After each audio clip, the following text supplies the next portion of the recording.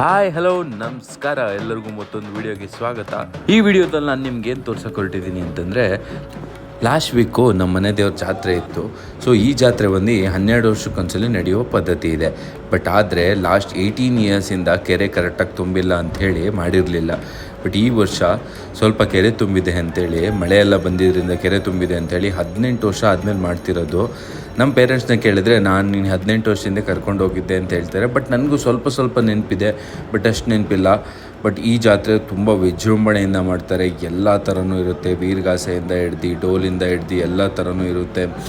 So first ಬಂದು ದೇವ್ರನ್ನ ಎಲ್ಲ ಕರೆಯೋದು, ಮತ್ತು ದೇವ್ರಿಗೆ ಫುಲ್ಲು ಆ ದೇವರನ್ನು ಕರೆಯೋರು ಅಂತಲೇ ಇರ್ತಾರೆ. ಸೊ ಅವರೆಲ್ಲ ಬಂದು ದೇವರಿಗೆ ಹಾಡು ಹೇಳೋದು.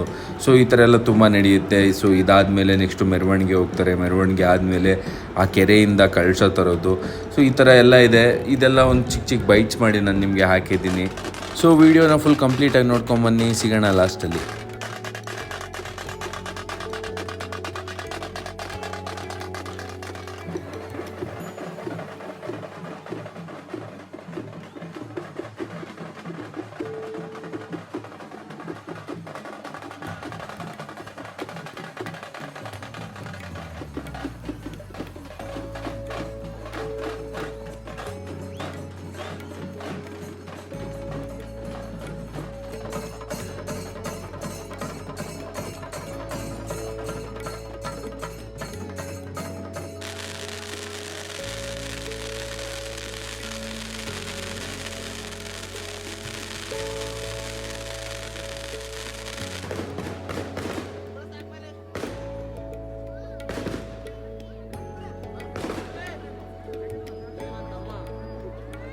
ನಾನು ಕಳಿಸ್ತೀನಿ.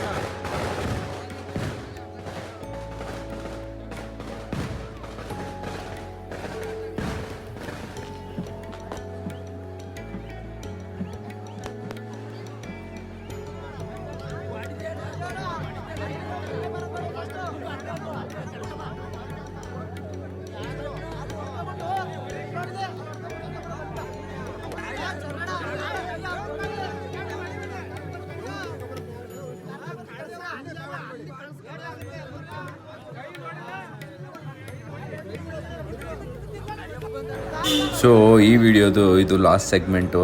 ಆ್ಯಕ್ಚುಲಿ ನಂಗೆ ತುಂಬ ಭಯ ಆಗ್ತಿತ್ತು ವೀಡಿಯೋ ಮಾಡುವಾಗ, ಲಾಸ್ಟ್ ವೀಡಿಯೋ ಮಾಡುವಾಗ. ಇದು ಕಳಶ ತರುವಾಗ ದೇವ್ರು ಬರೋದು.